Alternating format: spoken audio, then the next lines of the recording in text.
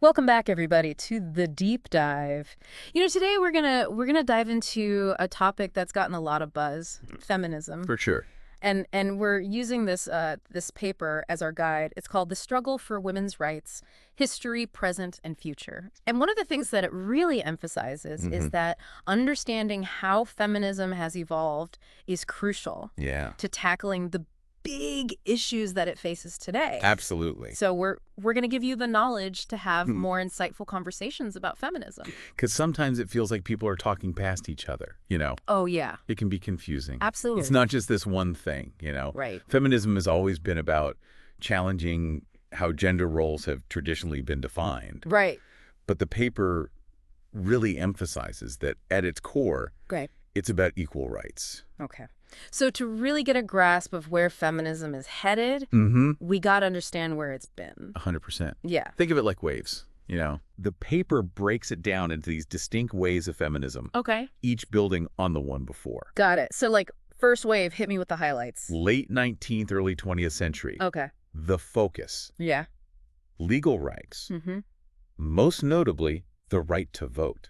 Right. Imagine, a world where women couldn't vote. I know. That was the reality for, these women were fighting. Right. Think Susan B. Anthony, Elizabeth Cady Stanton. Right. These pioneers. Yeah. Fighting for, these basic rights that we often take for granted today. 100%. Yeah. So then we move into the 60s through the 80s, second wave feminism, right? Right. What's the vibe there? Think Gloria Steinem, Betty Friedan. Oh, yeah. They were key figures in pushing beyond just legal rights. Yeah. This wave Okay. brought the fight to education, the workplace, and reproductive rights. It really broadened the scope of the movement. Okay, got it. And then things get even more interesting because then third wave feminism comes along in the 90s. And the paper uses this word intersectionality. What does that even mean? It's vital, this concept. Okay. Third wave feminists like Kimberly Crenshaw Okay. and bell hooks pointed to something crucial, like women's experiences Yeah. are shaped by more than just their gender. Oh, okay. Race, class, sexual orientation, Yeah. all these factors intersect and impact how women experience the world. So it's not about saying all women have the same experience. It's about saying that women are not a homogenous group. They have vastly different experiences And because of all these other factors. Precisely. Which leads us to, right now, fourth wave feminism, fueled by Yeah. technology and social media. Okay. Movements like #MeToo take center stage, Yeah. bringing issues like online harassment, body positivity, and consent to the forefront. I mean, that was a powerful moment when Time magazine named those activists Person of the Year. Oh, for sure. But it's also sparked a lot of debate. Is all this digital activism, actually effective? That's where it gets really, really interesting. The paper suggests that these online debates, while messy, Yeah. help us all define what feminism means Yeah. in the digital age. So instead of being afraid of those disagreements, Right. we should look at them as an opportunity Exactly. to figure out where we stand. Yeah, it's about using those digital platforms to engage in critical conversations about gender and equality. But it's not just online, right? Right. Think about the Barbie movie. Oh, yeah. That sparked all sorts of conversations about gender roles and expectations. Absolutely. Yeah. But the paper makes a fascinating point. Okay, what's the tea? What does the paper say about the Barbie movie? Well, even with films focusing on these themes, patriarchal views can still slip in. Really? Even when women are the ones making the movie. So you're saying we can't just assume that, any movie about women is automatically feminist? Exactly. It's nuanced. Progress isn't always a straight line, Right. Sometimes it takes a critical eye to see how these, deep-seated ideas about gender sneak into our media. Even the stuff that's, seemingly championing women. So are we backsliding? Or is this just another step in this, constantly evolving movement? That's the million-dollar question. The paper, really hammers home this point, understanding is key. Yeah. Especially when it comes to the often heated Oh, yeah. online debates between men and women about what feminism actually means. Because it seems like a lot of folks think it's a zero-sum game, right? Like one gender has to lose for the other one to win. That's a common misconception. Yeah. The paper emphasizes that feminism isn't about putting men down. Right. It's about achieving equality for all. Right. And when we have equality, Yeah. everyone benefits. Yeah. It's not about taking anything away from men. It's about creating a world where everyone can thrive. Yeah. Okay, so we've gotten like a crash course in how feminism has evolved. Where does that leave us today? Right. Like, where are the key battlegrounds in this ongoing fight for equality? Well, the paper highlights a few crucial areas Okay. where the fight for equality needs to continue. Mm. And one that really stood out to me was taking a global perspective. Okay. You know, it emphasizes how interconnected the fight for women's rights truly is around the world. I'm all ears. What kind of global issues are we talking about here? Well, in many parts of the world, women are still denied basic legal rights that we often take for granted. Like what? Give me some examples. Things like owning property, Oh, wow. accessing education, or even having control over their own bodies and reproductive choices. Yeah. It's a stark reminder Yeah. of how much work still needs to be done globally. For sure. The paper also mentioned something about economic progress being linked to gender equality. Right. How does that work? Empowering women economically is key to achieving broader gender equality. Right. When women have access to education, job opportunities, and financial independence, it creates a ripple effect throughout society. Okay. It's not just about fairness. Right. It's about economic growth and development Right. for everyone. So it's not just about individual women succeeding, it's about dismantling those systemic barriers that are holding them back. Exactly. Think about discriminatory laws. Right. Cultural norms that limit women's roles and the lack of access to resources and support. It's a multifaceted problem that requires a multifaceted solution. Absolutely. What are some of the specific challenges that women face in different parts of the world? The paper also mentioned harmful practices. Right. What did they mean by that? There are still many harmful practices and cultural norms that perpetuate gender inequality around the world. Things like child marriage, female genital mutilation, and honor killings are still a tragic reality. It's heartbreaking to even think about that. Yeah. That these practices still exist today really highlights the importance of global solidarity, right?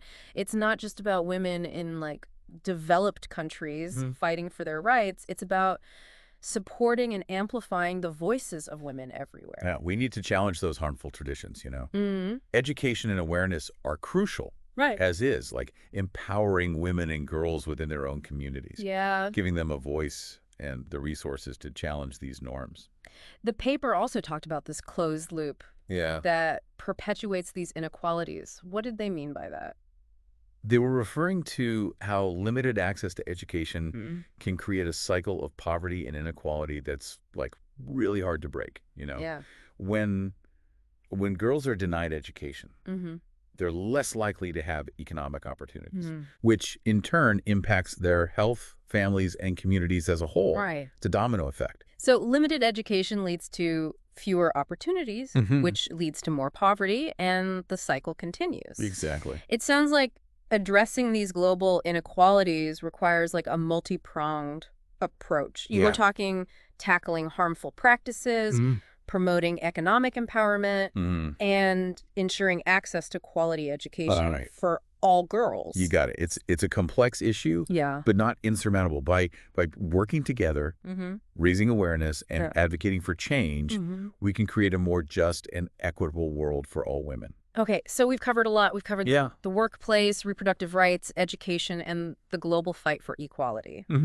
Anything else that the paper highlights as crucial for the future of feminism? Yeah, something that really stood out to me was the emphasis on shifting societal perceptions of women's roles. Okay. And dismantling those deeply embedded patriarchal systems. That sounds like a huge task.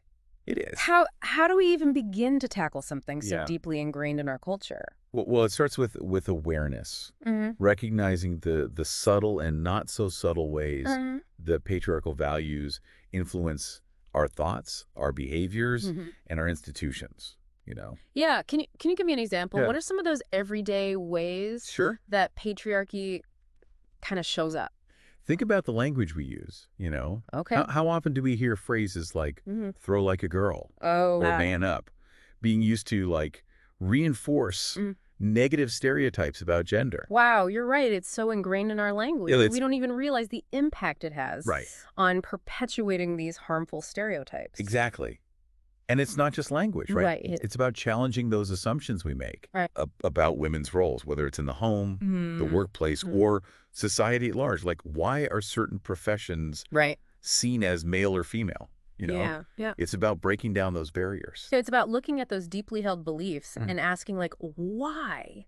Why do we think this way? Right. And does it even have to be this way? Precisely.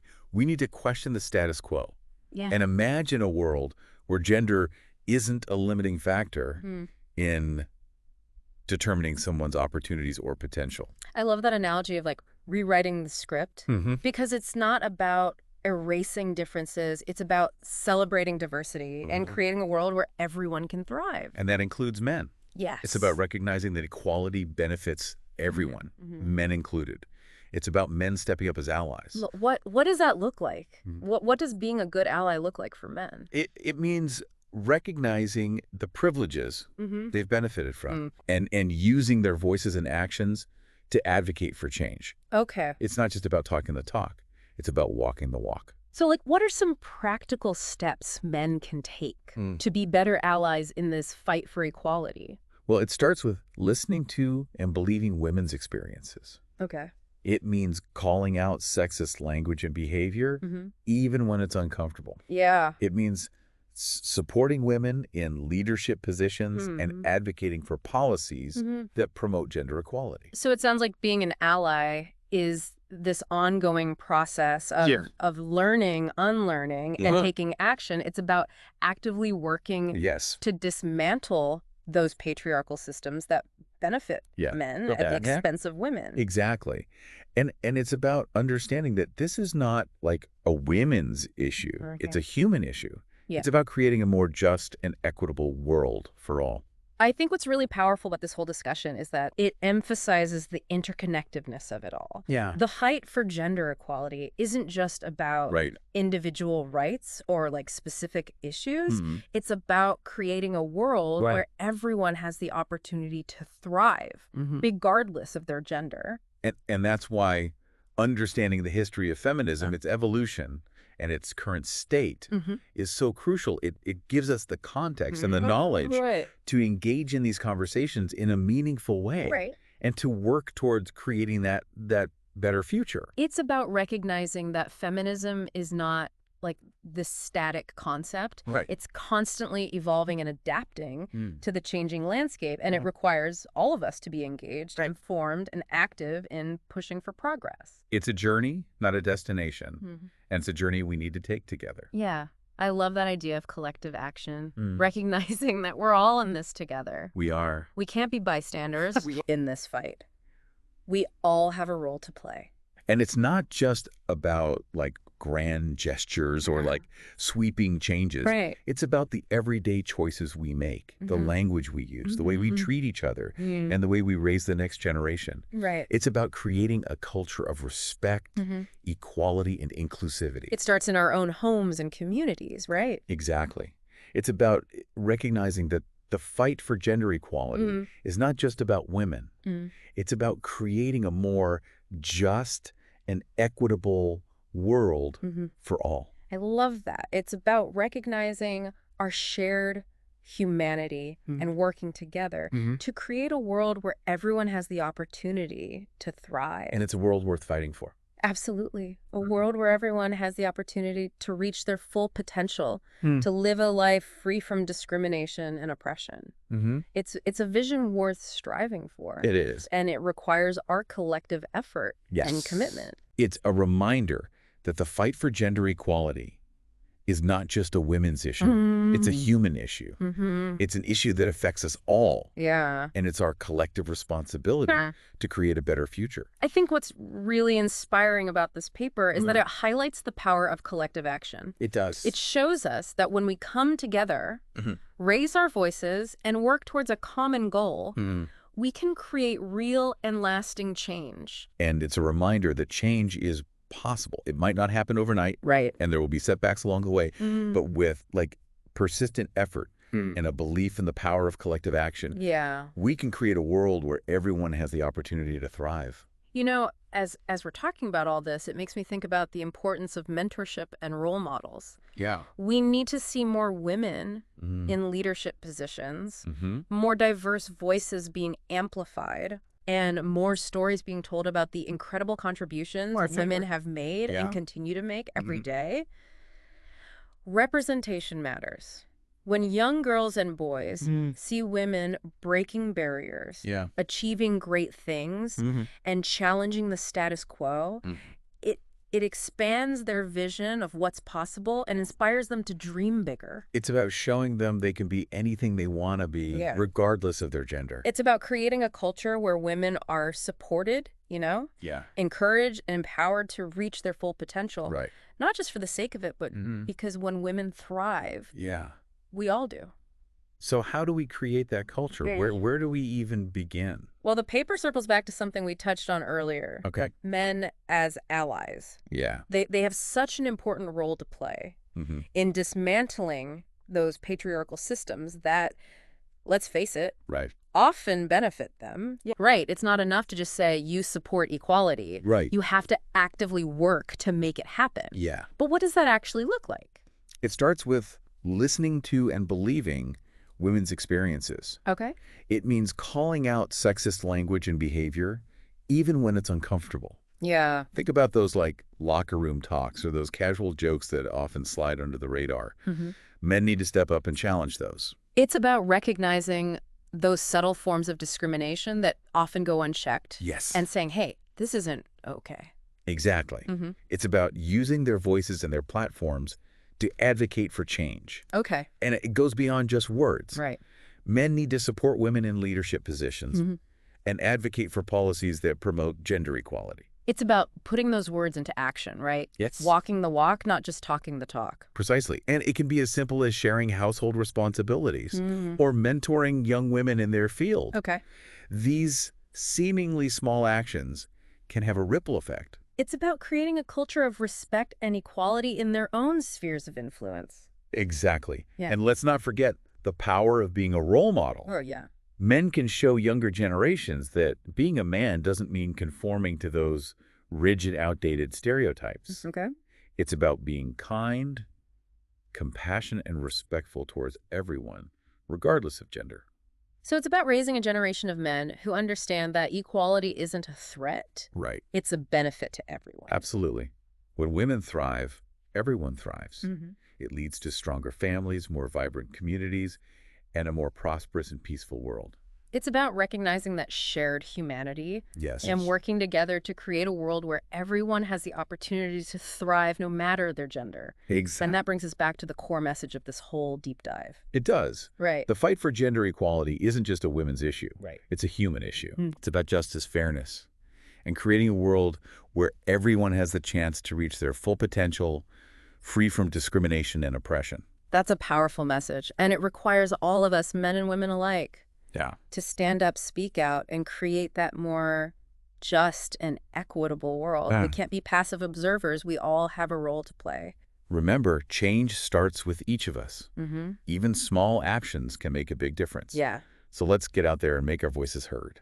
Thanks for joining us on this deep dive into the world of feminism. Yeah. We hope this has sparked some new ideas, challenged some old assumptions, and left you feeling empowered to make a difference. Until next time, keep learning, keep questioning, and keep fighting for a more just and equitable future.